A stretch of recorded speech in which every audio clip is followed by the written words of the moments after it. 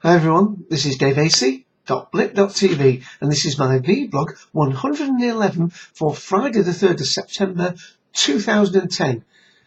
Bandwagons, railway wagons and even wine wagons. Who would believe it? Well, lots to talk about and we've got only 15 minutes for these wagons to roll. Well, first of all, Doctor Who Podshock, I was a guest host on the most recent of the extra editions that Lewis does for the Podshock subscribers, and that is Podshock 220 Extra. So that is available on the iTunes now to download, and I help out Lewis a little bit with that. So hope you'll give that a listen. For the Cultdom Collective, well, last Sunday we did about My Favourite Martian. It was all about friendly aliens, and hope you'll give that show a listen from any of the various podcasting sites, are indeed from our Facebook fan page, the Cultdom Collective fan page, are from cultdom.com, are indeed from iTunes.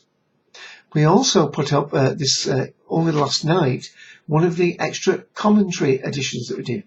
Now, Mike Randathor helps us out on the Doctor Who ones, but Ian and myself have done a few other different cult TV series from time to time. And we decided that we both wanted to tackle Jekyll. Now, at first we were thinking we might just do the first episode, but I hope you enjoy it, but we enjoy doing it, that we think we will cover the whole little mini-series of Jekyll, that's starring James Nesbitt and Gina Bellman. So I hope you'll give that a listen, obviously if you've already watched the programme through once. There's a very good value DVD of it, certainly here in the UK, that you can buy and then play it and listen to our little commentary alongside your watching. So we've done the first one at intervals in the coming weeks and months. We'll do the rest of that series. But of course Ian's got his imminent arrival in the family, so that may slow things down somewhat. Good luck, Ian. Well, this coming Sunday, which is Sunday the 5th of September, we're going to do, in honour of Romana 2 returning back to Australia after a visit that she's had to the UK, we're doing Sci-Fi Down Under. So that's everything from Mad Max to Lord of the Rings, to even Japanese manga and science fiction from there. Not manga, anime is it? I always get those mixed up. The film ones anyway. So please join us on Talk Show, wearing the shirt, Cultdom Collective Podcast, Talk Show ID 54821. And there's another reason why I'm wearing this shirt, because on that very day, Sunday the 5th, I unfortunately won't be going to, but it will be held on the Sunday, Hooverville 2. That's at Ripley in Yorkshire by the Hoovers. So that is going to be a one-day event.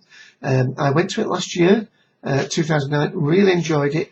There are particular reasons why I can't make it this year, but there will be a podcasting panel as there was last year.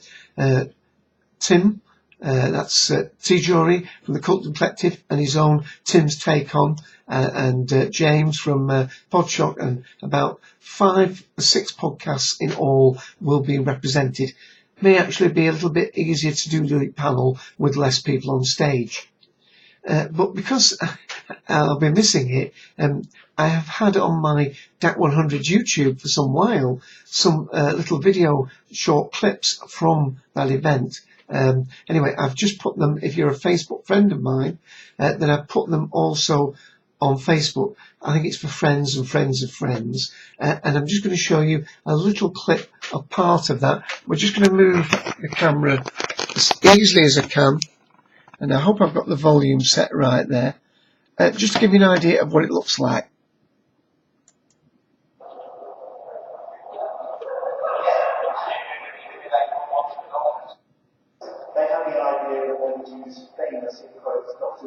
Nick Briggs, of course. So Gary was there as well. And Stephen Payne was one of the founder members of the Doctor Who Appreciation Society. He had sort of curly hair.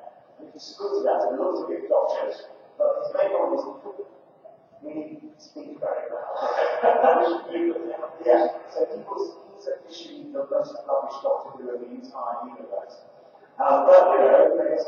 And I'm going to stop it there, but just off to the side.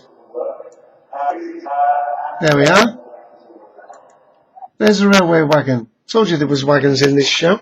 So if you can't check them out on Facebook, as I say, DAC100 YouTube, and you'll see a few little videos from that last year's event. So I hope you have a successful event. Unfortunately, I don't think there's any of the doctors going this time, but there are a number of female companions. So I hope you have a good time there, guys. Okay, bandwagons, that was another one of my wagons. Well, there's been an awful lot of bandwagons, and social media seems to be one of the biggest bandwagons. And who's jumped on that? None other than Apple, because with their newest iTunes 10 that's coming out, they're adding a social networking side to it called Ping. And the idea is that you will be able to find out your group of friends, what sort of music you're listening to, and within you and your friends, it will create your sort of top 10 personalized list of music. Now, there is a little bit of a marketing ploy in this, because the only ones that will be included, as far as I understand it, are those musics that you've downloaded and paid for from the iTunes store. But still, it makes a lot of things up in the air again, because of course, because Facebook has grown so large, the other big networking place, MySpace, has veered more and more towards musicians and music. And so it might be putting their nose out of joint a little bit if this iTunes portal becomes also a network portal as well. And of course, another of the bandwagons are all these tablet PCs following the iPad. I think Arcos have brought out 2 or 3. I think it's Sony bringing out. Quite a number of different developers are. And even in the networking scheme of things, you could argue that Skype is getting even more into it, because there's a beta now of Skype 5, which allows video via Skype more than just one-to-one. Of course, as you probably know, if you use Skype, you can do one-to-one videoing, but once you have a 3 or 4 or 5 person conference, the video drops and you go back to audio. This is apparently being tested with up to 10 different people in video, although from some reports I've seen, that does crash a lot, so they may limit it to, I don't know, 6 or 8, but that should be coming out soon. Lots of different bandwagons. Another bandwagon is 3D. People want a big TV, they want a widescreen TV, and now they want a 3D TV. Well, Philips has gone one better. The real tech gadget I saw, and I want one, is the new Philips very widescreen. They brought them out about 18 months ago. That was the 21:9 aspect Philips TV instead of the normal 16:9. Well, the latest version of that is going to be 3D enabled as well. So that's going to be a 58-inch, very wide screen, high definition TV. One. Probably going to cost about £5,000, about $8,000, but really, really like the idea of that. So that's lots of different things on tech. Now, I haven't got any book today, but just for you, Mike Randall thought if I was doing a book today with the title of this show, of course, it would be Robert Jordan's The Wheel of Time. So I'm sure that is a great series to read, but I don't think I can read all those just to recommend them here on the podcast. So there's one for you, Mike. Well, I've been talking for over 9 minutes now, and I really want to just mention one more thing before we go to the wine. And that is that I've had some feedback again about the different formats that I do this in. Now, another bandwagon that I should mention is, well, wagon anyway. I'm between wagons at the moment. This is the first of my videos. I'm using my new PC with my Logitech 9000 Pro webcam attached to this, hoping that it's going to be a bit quicker and focus quicker on things and be less have less glitches that I have occasionally had in the past. It also means that because of the varying codecs that I use, I've had this piece of feedback from Tim's take on, and not one or two others, but it's some issue that I really want to get to the bottom of. And if somebody's taking the trouble to give me feedback, then I feel as though I should pursue it. What I've been doing recently is with making this recording in high definition.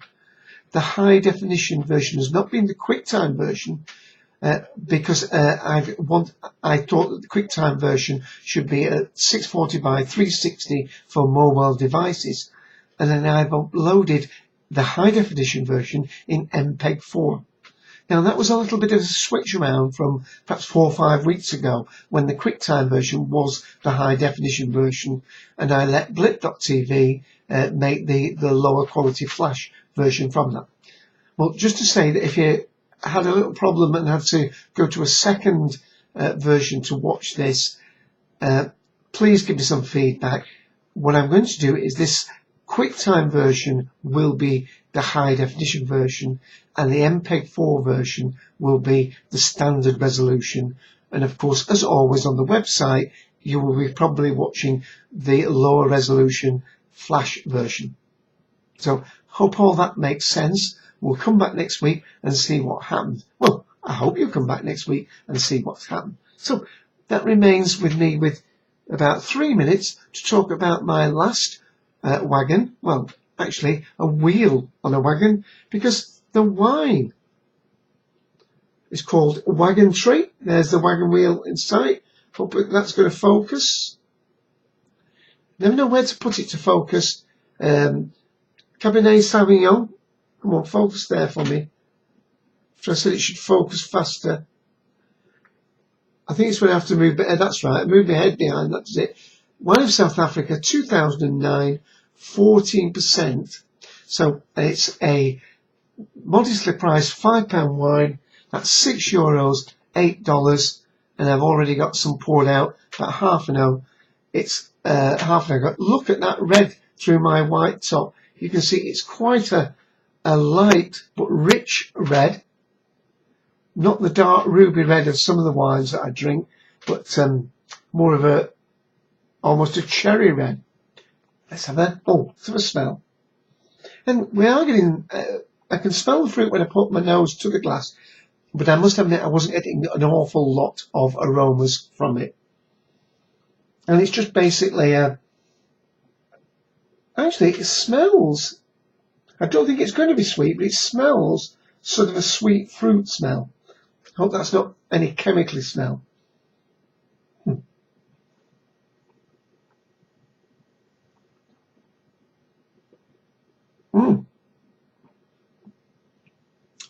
Tastes drier than one would expect, and it's much more a red berry flavour than a lot of the sort of black cherry and blackberry Shirazes that I drink.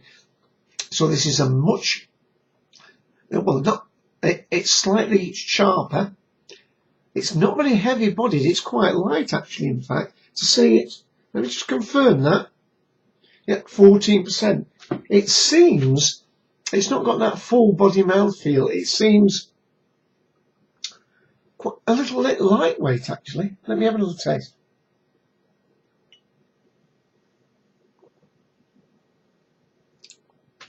Well, basically, I'm just getting the fruit. There's no complexity there. There's no oak flavours. There's no vanilla.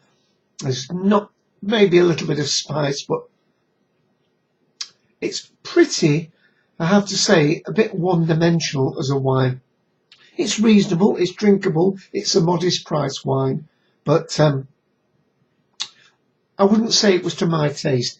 As a wagon, I'd say there are only 3 wheels on this wagon. So, a bit disappointing. I don't think I'll buy it again, but if that's more your style, the red berry, slightly drier, not so heavy wine, you might quite like it. That's probably only a C rather than a D. It's not a full-bodied D wine. So, with that, good heavens, my time's up. It's almost 15 minutes. Catch you next week, I hope. Bye.